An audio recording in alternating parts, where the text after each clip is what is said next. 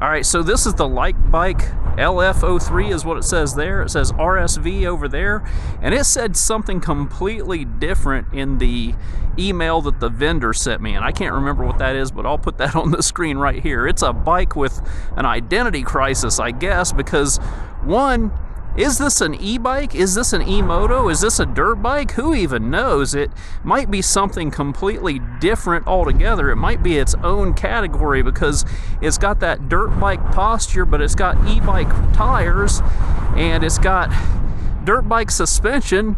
It's going to be an interesting ride for sure. Today's video is just going to be a first impressions video because it is a lot colder out here than I had planned, but I want to explore these dirt bike trails on something a little more capable than a standard e-bike, and I'm hoping this will get the job done. First test the bike passes is that it fits standing up in my van, so it is good for portability. I do like that. Man, it's windy out here. As you can see, I got the battery out of it right now. It was a lot easier to lug it around and maneuver it in my van with the battery out of it because that is a behemoth of a battery. It's a 25 amp hour battery. But enough talking, I'm going to throw this thing in, see how it rides, and again, this is just going to be a first impressions video today. I'm going to do a more in-depth follow-up review later on, but today I just want to see what this bike will do. This is a nice feature here. The bike comes with 2 NFC readers, so when you power on the bike, you're greeted with a password screen, or you can use the NFC reader to get the bike up and going, and that's to make sure nobody can just like start your bike up and steal it. They would have to pick it up and steal it. But any theft deterrent is a good theft deterrent in my book. Alright, so it looks like it has 3 levels of power. We've got E, I'm guessing that's economy, D, I'm guessing drive, and S, I'm guessing sport, but I'm going to start off in E and just see what it has. I am not going to pedal this thing. I don't remember the exact weight on this bike, but it is not something that's made for pedaling. I do want to point this out. After my test of putting the bike together, I went through and upped the speed, and in this 8 mode, I took that up to 62 miles per hour. That was limited at 20. So out of the box, this bike is limited to like 20 miles per hour. So you want to take that up if you want higher speed than that. So that's the only modification I made to the settings, but let's put this in E mode and take off and see what she can do. And I will progressively work up through all the modes as we make it down this trail. I'm really excited to check this trail out. I came back here before, but I was on an e-bike. I wanted to come back here with a dirt bike, and this is somewhere in between an e-bike and a dirt bike, so this should be a bit more capable than that e-bike that I brought back here. Now, I am not pedaling. I'm just running this in its eco setting right now, and it looks like that's getting us up to about... I saw 12 back there when we were on flatter ground, but now we're on more gravelly kind of stuff. When we get up to where things flatten out a bit, we'll see if it's got any more. Yeah, it looks like about 11, 12 miles per hour is where this thing is going to cap out. Now, one thing I am worried about on this trail is that this thing has e-bike tires, so the first hint of glass or thorns, I am not going to be crossing that. They're pretty beefy e-bike tires, but they're still e-bike tires nonetheless. And the worst dirt bike tires are going to be way better on a trail like this than the best e-bike tires, so that is just something to keep in mind. Alright, let's go up into level D,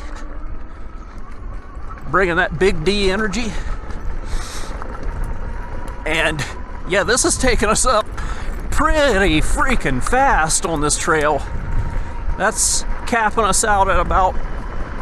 well, we're not capped out yet. Holy moly! So, I was really starting to think that this thing was just an e-bike in a dirt bike cosplay, but it's a little more capable than most e-bikes, for sure. This is like river rock gravel here, and I probably should have deflated the tires a little bit. See, this is the kind of stuff like this laying on the trail. So, this stuff right here, this is what I really want to be more careful of with these tires, because a dirt bike, you could probably go over this and have no problems. It might flatten a tire once in a while, but e-bike tires, this will just wreck them. So I'm going to throw that way off the trail because I don't want anybody else hitting that kind of stuff either. But this bike in its D mode, which we've got one more to go up into S, it's got plenty of power for this trail in just D mode. It's not super torquey on takeoff, but it does ramp up pretty fast. And it's a lot of fun for a trail like this. Now with this thing, like I said, oh, I can't go through there. That ain't gonna happen. Yeah, it is this kind of stuff that worries me on this trail. This too. This stuff is like all over. I would have no problems with a dirt bike out here. These are pretty good. This is pretty good tread for this e-bike, but I would have no worries whatsoever on a dirt bike out here. But we do have a lot of that. I mean, it's just like everywhere you look. Whereas a dirt bike would run right over this stuff and have no problems at all. You hit something like a rose thorn on e-bike tires, even really good e-bike tires, and they tend to pop. And I got these tires set at 20 psi, so I should have gone down a little bit before coming out here. This bike does set a little top heavy, and I think these trails have been carved out by people on ATVs, so it's interesting to ride out here for sure. So to answer my first question from the beginning of this video, is this an e-bike? Is it a dirt bike? Is it an Emoto? It is really a very capable e-bike in a dirt bike costume. That's what makes the most sense to me. Where it really excels as an e-bike is that it has that dirt bike suspension. So I mean, it's a casual trail rider. It's not as capable as an actual dirt bike or an Emoto would be on this kind of ride, but on trail riding, this thing is going to be fantastic. And I have a perfect trail in mind where I'm going to take this bike. I want to take it down to Scioto Trails and ride it down there. That's a really good place to ride a bike like this. I will say, as far as comfort goes, I mean, this is hands down like the most comfortable e-bike I've ever ridden, because it does make use of that dirt bike suspension. It's super quiet, kind of mild. I mean, you know, if you're wanting to get into riding a dirt bike, which, disclaimer here, I don't have the most experience on dirt bikes. I've got a little Emoto that I bop around on, and it is quite a bit more powerful than this on its torquey takeoff, but it's a mid-drive motor, and it's got a bigger motor, but it's a lot more twitchy than this thing is too. This thing is way more comfortable for longer rides and a lot more mild in its acceleration. This ride's really nice, but it is not what I would consider a dirt bike at all.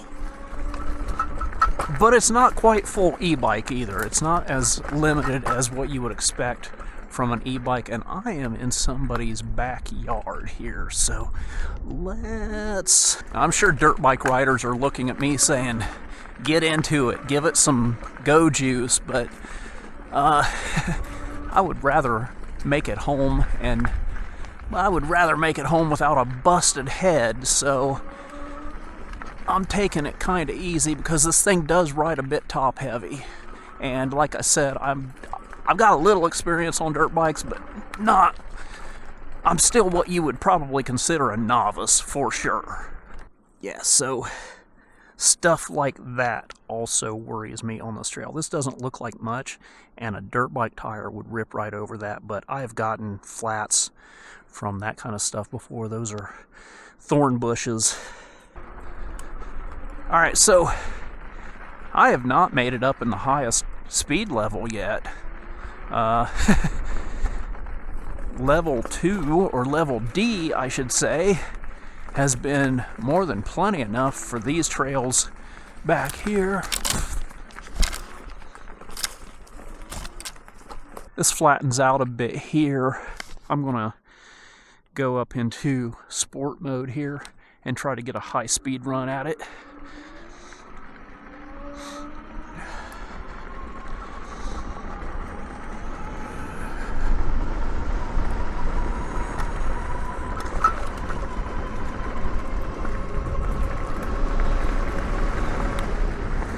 Couldn't make it. It's still climbing. When I turn around and go back, I'll get a better run at it.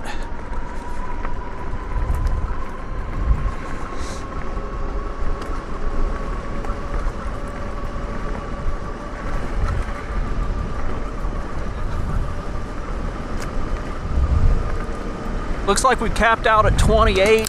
Like, oh, there's 29.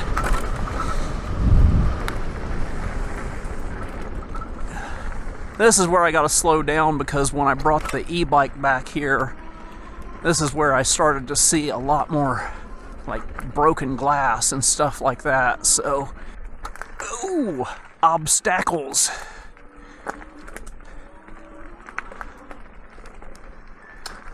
So that hill right here, that's one hell of a climb. I know for a fact this bike is not going to make it up there, but I mean, we'll do it anyway. Yeah, it's not going to do it. There's nothing really up there worth looking at anyway. I knew this bike wouldn't do it because my little super torquey Emoto can't climb that hill either, not with my weight. It's super steep, and these action cameras make those hills look a lot less steep than they are. Action cameras really flatten out steep hills. This bike is quiet. I mean, the most noise that I get from it is the battery plate rattling around a little bit when I hit a really hard drop off, but for the most part, it doesn't make any noise at all. Hey folks, it's me from the future, and I gotta butt in here. The reason that we were hearing that rattle noise is actually my fault. When I was putting this bike together, it was after work, I was in a hurry, I was trying to multitask, and I got the bolts started on this right here, but I didn't fully tighten them down, and I've only got 2 in there. So yeah, that's my fault. I'm assuming as soon as I tighten this down, that rattle's gonna go away. Look at that, look at that. Once I got those all tightened down, that rattle went away. So my biggest complaint with this bike was something that was my fault. Story of my life.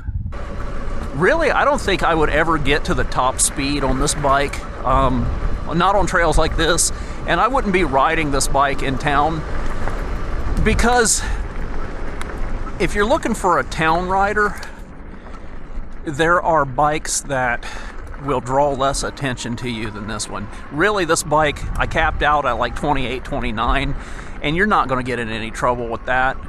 This is a bike that people are going to look at and think that you're going to be up to no good on it when it's actually truly limited to, like, yeah, I'm holding 26 right now. When I was headed out the other way, I think it peaked up at like 29. I'll go out on the road real quick. I mean, you can ride this bike on the road, but it's illegal. This is not a legal e-bike, so the battery seems to be holding out pretty well.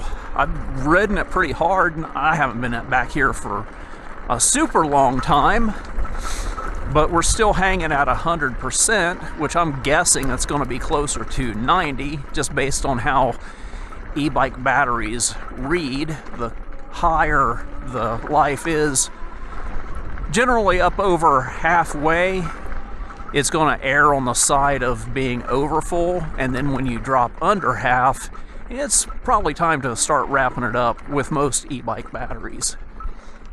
Okay, I want to do a speed run on pavement, but man, it is super, super windy once I got out of the forest there, but here we go. This one has a minor little hill climb, but without any bumps or anything giving us any kind of like resistance there. We'll see what we can get up to with this. Like I said, there is a minor grade here climbing up. Looks like I'm hitting 26 miles per hour, 27. Still climbing a hill, that is, and climbing in speed.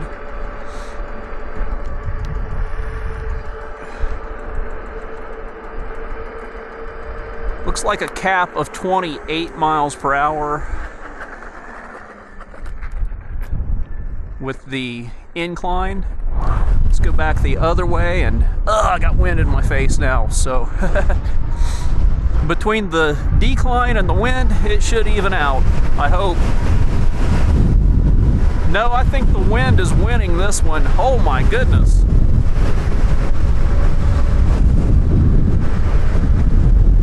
$29, $30. Holy moly, this wind.